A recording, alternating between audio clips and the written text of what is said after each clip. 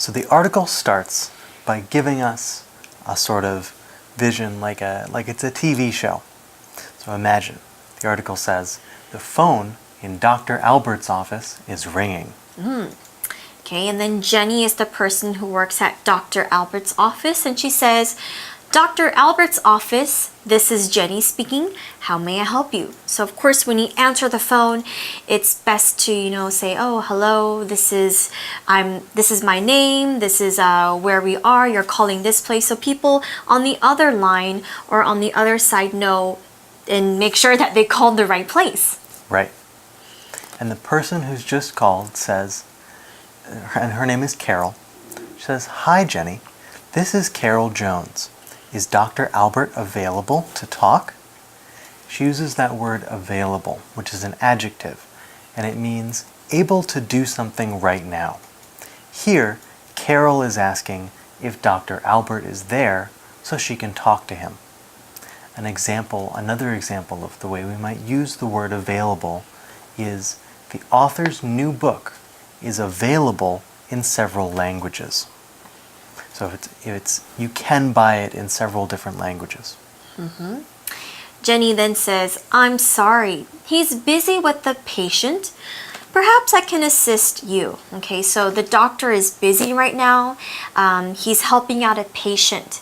And patient here is a noun, okay? It's a person who receives medical care or medical attention. So if you are sick and you visit the doctor, you are the patient at the doctor's office. Even as well, if you need to check your teeth or you have a toothache, you want to visit the dentist, you are a patient at the dentist's office. So patient here can be used as a noun, and it means a person who goes see a doctor. They are receiving some kind of medical help.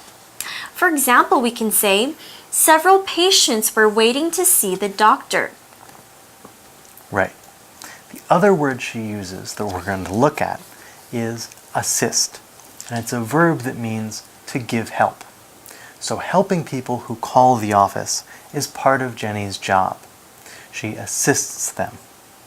An example might be, the helpful young person assisted the old man with his bags.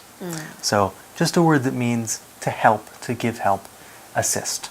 That's right. So of course, the doctor is busy. The doctor can't just stop his treatment with one of the patients and answer the phone. So Jenny is here to help out, to see if she can be of any assistance and to assist Carol, who's on the phone. Carol then says, I'm calling about my son Larry.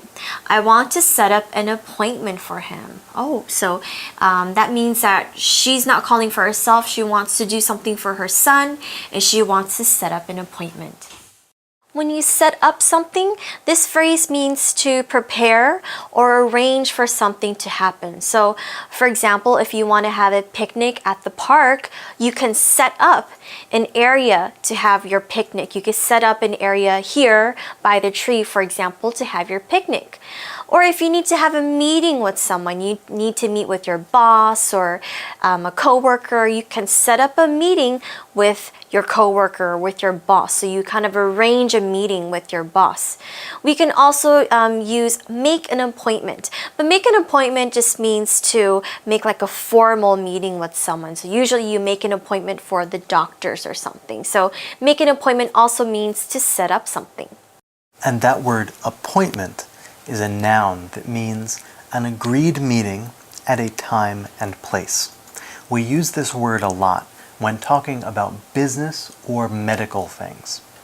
Another example of something we would use the word appointment for would be in the sentence, Rhonda made an appointment to have her hair cut on Saturday afternoon. So she probably called and made an appointment with the hair cutter.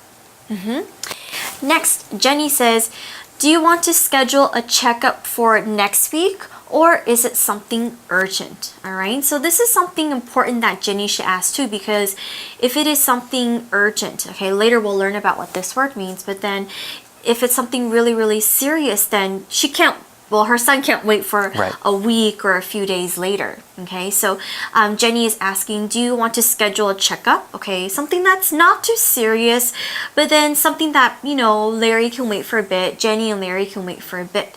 So here, schedule is used as a verb, and it means to make a plan for something ahead of time. So you make a plan for when you want things to be done or when you want to do things. So for example, I can say, let me schedule an appointment for the doctors next week.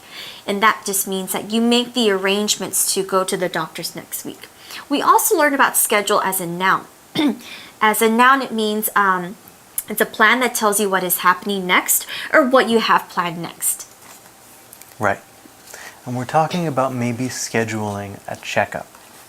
And a checkup is a noun that just means when you go to the doctor every so often to check on how you're doing and see if there are any problems. If you're scheduling a checkup, it means you don't think there's any problem, but you want to be sure. And when you're a kid, you often do have a regular checkup, maybe once a year, maybe twice a year, but you go to the doctor just to see that everything is okay. Usually if you go to the doctor, we can schedule an appointment. But again, if you really are sick and you need immediate attention, then we use the word urgent. So that's why Jenny was asking, okay, is it for a regular checkup or is it something urgent? When something is urgent, it means that it's very important and you probably need immediate attention. You need things to be done ASAP. And this can be like, okay, maybe if you got in a car accident and you're bleeding a lot, then that's pretty urgent. You have to go to the hospital. Right. For example, I can say, please deliver this mail. It's very urgent. That means this mail is very important. It has to be delivered to this person. Maybe it's some kind of important letter about something. Right. This person needs to receive it immediately. So I can say this mail is very urgent. Or like I just mentioned, if you get into an accident. For example, Michael just got in an accident and it's urgent that he goes to the hospital. So that means that he must have been really hurt. Maybe he's bleeding, maybe there's a broken bone. He needs a doctor to see him ASAP, as soon as possible. Right. And then Carol explains why she's scheduling an appointment. And she says, well, he was coughing all through the night. This morning, his forehead was really hot. So I'm scared he has a fever too. That first vocab word that she uses there, cough, is very simple. And it means, it's polite to cover your mouth when you have to cough. Please don't cough and go and spread all your germs. So it's better to cover your mouth when you need to cough. And usually you cough because there's something like itchy in your throat doesn't feel comfortable. So you want to kind of cough and kind of force this thing out. So usually when you're sick, you might cough. You might have like a runny nose, 流鼻涕, or even a stuffy nose too. That means you can't really breathe too well. And also, if it's really serious, your forehead might feel hot, and that just means you might have a fever. Now, the forehead is on your face, and it's the area between your eyebrows and your hairline. So this area is your forehead.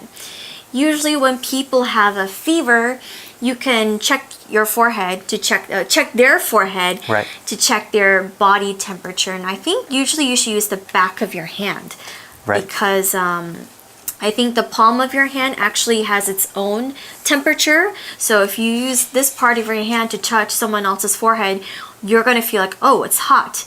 But actually that's not really the right way to test things out. So that's why if you want to check someone's temperature, I think it's usually with their back of the hand.